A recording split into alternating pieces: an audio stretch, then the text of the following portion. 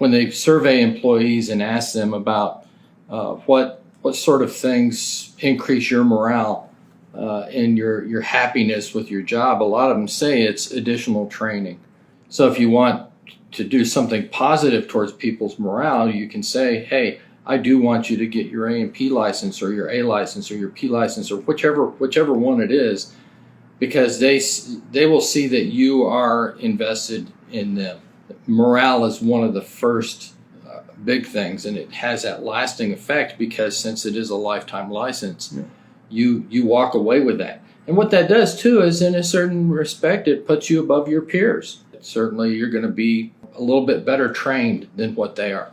We talk in the military too all the time about people being well-rounded. In some cases, things are so specialized, especially in the aircraft maintenance career field, and an A&P license is at least going to give you the training to say, you know, I can do some of these basic things. If you've got crew chiefs that are more broadly trained in some areas, then when you do have to deploy someplace, maybe you don't have to take as many specialists with you because, I mean, let's face it, a lot of times on deployments, when you go, where are the specialists anyway?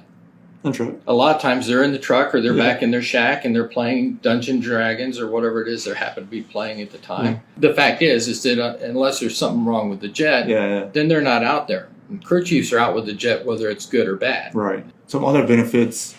One, it's a lifetime certificate. Yeah. So you can always you can find a great job. Well, if you're gonna go work as a contractor in maintenance, a lot of those contractors, you don't necessarily have to have an A&P license, but if you want to move up as a supervisor or lead, then you have to. Or if you want to go in the contracting world like where I was at for a while out at Wright-Patt. A lot of the people that worked at Wright-Patt were all contractors, and a lot of those jobs that you get, even though you're not ever turning a wrench again, they have an A&P license as a basic prerequisite for the job, or in some cases, that will put you above everybody else. That investment in people is something for them for when they leave. The other benefit, I believe, while you're still in is you get 30 credits. I mean, what is it? And you have to have 60. So you're almost pretty much halfway there. Almost done with just an A&P to get your CCAF.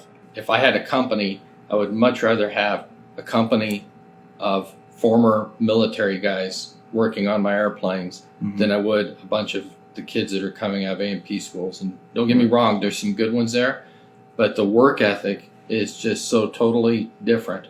What do you want to put out for the people that are working on the airplanes that you're flying on from point A to point B when you have to go to a conference? I'd rather, much rather it be a bunch of vets than a bunch of guys straight out of A&P school that went to school because mommy and daddy told them that they had to get out of the basement. Right.